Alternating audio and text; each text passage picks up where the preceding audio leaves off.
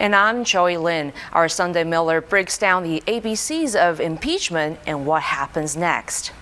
South Dakota voters will decide the future of medical marijuana in the state after the petition makes its way onto the 2020 ballot for next November's election. An initial measure needs close to 17,000 valid signatures to qualify for the ballot. South Dakota Secretary of State Steve Barnett says, based on the results of random sampling, 25,524 signatures were deemed valid. That validation can be challenged by January 20th. South Dakota voters have turned down legalizing medical marijuana twice in the past. In 2006, 50% of voters said no, with 63% voting no in 2010. Crime numbers in general are increasing in Pennington County. Our Connor Matson looks into a rising trend in sexual assaults here and why law enforcement says it's nothing to worry about. A Native American advocacy coalition is asking South Dakota legislators to allow a network of Native American-focused charter schools in the state. The South Dakota Education Equity Coalition said it is planning schools on the Rosebud Indian Reservation, the Pine Ridge Indian Reservation, and in Rapid City. The South Dakota Education Equity Coalition was created by NDN Collective, a Native American advocacy group based in Rapid City. The group offered a proposed bill to the State Tribal Relations Committee in Rapid City Wednesday afternoon. The only issue would be who actually handles the charter. If a public school, like say Todd County, for example, if they would actually handle the charter, that's one thing. If the charter schools become kind of independent of that, they have their own charter, they run their own schools by whatever entity is going to run it, to get money from the state, and that becomes a little bit competitive, you see, with some of the existing public schools in terms of other federal funds.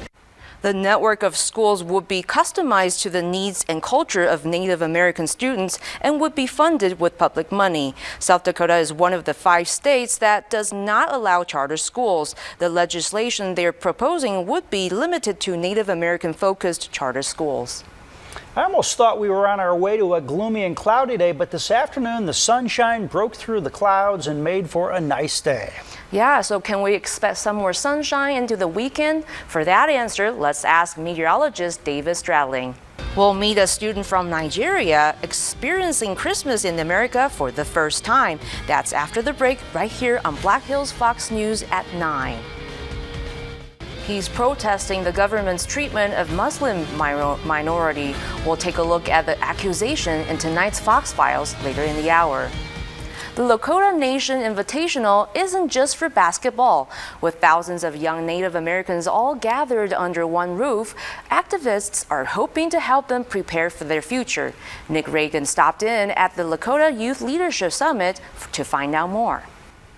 Indigenous youth had the opportunity to share their life experiences and stories through a poetry slam competition this afternoon. Our Natalie Morris was there and tells us what this poetry slam is all about. Coming up, one local dentist office is taking a bite out of oral care costs for struggling families. Wow, today is really mild, really nice. I did not wear any of my winter coat. This is my only jacket here. So is this temperature going to continue? Yes, we're going to be seeing this mild air continue, and the weekend it might even be shorts and t-shirt weather because we have some warm air moving in that's going to feel like April. It's going to be a pretty nice weekend. So yeah, I think that will be a nice day to, go around and about. Yes, go out and about, get some chores done. Get some decorating done if you've still yet to do so or anything like that. Whatever you need to do. And we'll be right back after the break. Looking to start off your new year with a healthy eating style? Rose Donnelly explains how to ease yourself into a plant-based diet in this week's edition of Health Watch. Be sure to tune in next week for the latest edition of Health Watch. A warning for Americans: if our lifestyle habits don't change soon, the country will hit an unprecedented level of obesity in the next decade. Britt Conway has more in tonight's Your Health Minute. And we'll be right back with your travel weather after the break. Wall Street keeps roaring along, but worker wages seem to stay the same. Fox Business Network's Conor McShane has the details in tonight's Fox Means Business report.